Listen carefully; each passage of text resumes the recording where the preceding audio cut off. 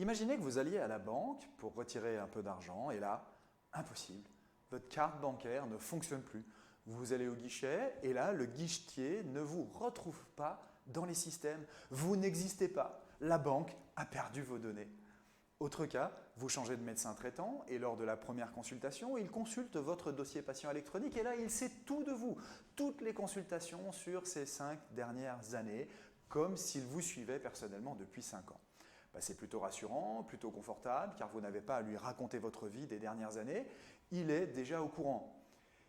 Eh bien, le chapitre 4 des BPF vous rappelle qu'être incapable de retracer l'histoire d'un lot sujet à rappel est une violation majeure qui peut vous amener de gros problèmes, tout comme la falsification des données d'ailleurs. Alors que des enregistrements pertinents, fiables, lisibles, bien conservés, que l'on peut retrouver facilement, c'est la certitude de traiter tout problème avec rapidité et sérénité. Et un terme est explicitement mentionné à 3 reprises dans le chapitre 4, et pourtant son poids est colossal, c'est le terme intégrité. Oui, vous devez assurer l'intégrité des données, et ce sur toute leur durée de vie. À noter que les données peuvent être électroniques ou papier, les exigences sont exactement les mêmes. Si vous êtes sur le terrain, alors les BPF vous demandent d'enregistrer en temps réel les données que vous produisez lors de vos activités. La notion de temps réel est très importante pour éviter tout risque de falsification ou d'oubli. Le terme temps réel signifie aussi « je fais l'activité, j'écris juste après que je l'ai faite ». Si vous détectez des erreurs dans les formulaires, rapportez-les à votre responsable. Écrivez aussi de manière indélébile et lisible, et si jamais vous faites une erreur, corrigez-la proprement, sans rature.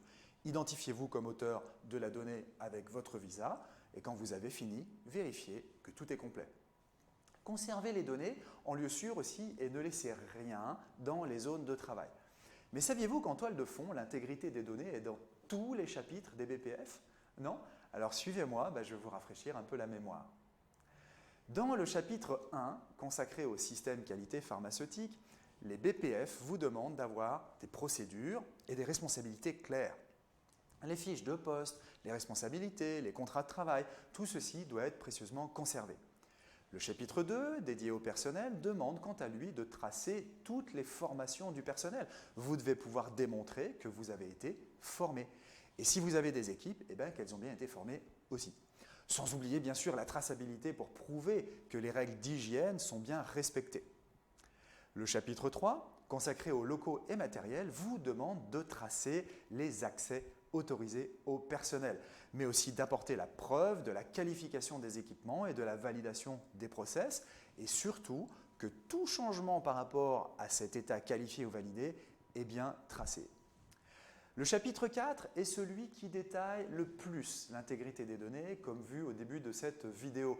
Mais il parle aussi des procédures et des instructions de travail exactes, exécutables et à jour. Ce dernier point signifie que vous devez tracer les versions de procédure. Le chapitre 5 focalise sur les opérations de production et il vous demande de tracer toutes les opérations de production depuis l'arrivée des matières jusqu'à la libération. Et une falsification est une violation BPF. Les données doivent être enregistrées en temps réel. Rappelez-vous bien que temps réel signifie « je fais » et juste après « j'écris ». Le chapitre 6 focalise sur les opérations de contrôle et de la qualité. Il vous demande de tracer les échantillons pour être certain de ne pas en perdre, de tracer aussi toutes les opérations de contrôle avec les réactifs et les équipements utilisés. Comme en production, une falsification est une violation BPF. Les données doivent être enregistrées en temps réel, encore une fois. Rappelez-vous bien que temps réel signifie « je fais » et juste après « j'écris ». Le chapitre 7 s'intéresse aux activités sous-traitées ou externalisées. Elles doivent faire l'objet d'un contrat qualité que vous devez conserver. Elles doivent aussi être suivies comme des activités internes, en termes de formation des intervenants ou de traçabilité des activités.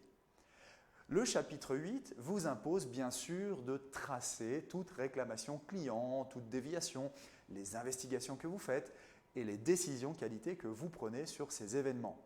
Le chapitre 9 vous demande, lui, de tracer tous les audits internes que vous réalisez et les actions que vous prenez suite à ces audits.